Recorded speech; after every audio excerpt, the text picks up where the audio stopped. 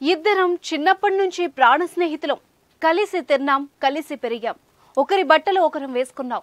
సినిమాలు, షికార్లు, పండగలు, పబ్బాలు ఇలా అన్ని చోట్లకు మనమే వెళ్ళాం. ఇంట్లో కన్నా నీతోనే ఎక్కువగా ఉన్నా కదరా. నేను ఎక్కడికి వెళ్ళినా తోడుగా నిన్ను తీసుకెళ్లకుండా నేను వెళ్ళలేదు.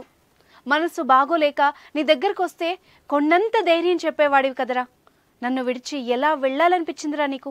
దాపరికాలు లేకుండా అన్ని విషయాలు నీకు చెప్పేవాడినే. ఇంత పెద్ద నిర్ణయం తీసుకునే ముందు నాకు ఒక్కసారైనా చెప్పాలనిపించలేదా? గజం కేవలం 500 రూపాయలతో 1210 గజాల భూమి కేవలం 6 లక్షలు మాత్రమే. నీకు విషయం తెలుసారా? నీ పేరును టాటూగా వేయించుకున్నా. నువ్వు చనిపోయి సంవత్సరం అయిపోయింది. నీవు లేక నా మనసులో లేదు. ఈ సంవత్సరం మొత్తంగా జరిగిన విషయాల్ని నీకు చెప్పాలని ఆశగా ఉంది.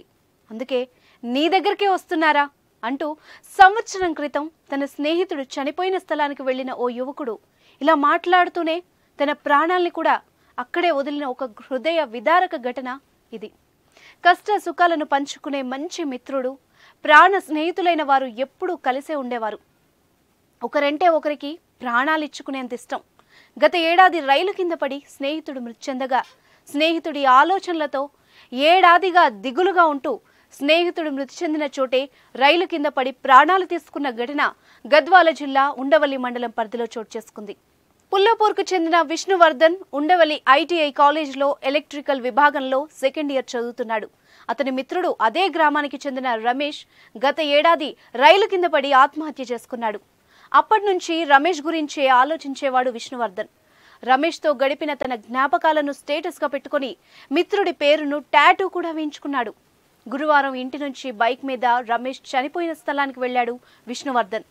అక్కడి నుంచి మరో మిత్రుడు నాగరాజ్కు ఫోన్ చేశాడు.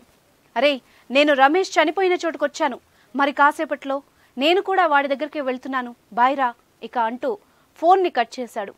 వెంటనే నాగరాజు తన బావ మధుకు, మిత్రుడు చరణ్కు విషయం చెప్పాడు. వాళ్ళు వెంటనే జోగులాంబ రైల్వే హాల్ దగ్గరకు వచ్చి చూడగా అప్పటికే విష్ణువర్ధన్ మృతదేహం పట్టాలపై ముక్కలుగా కనిపించింది.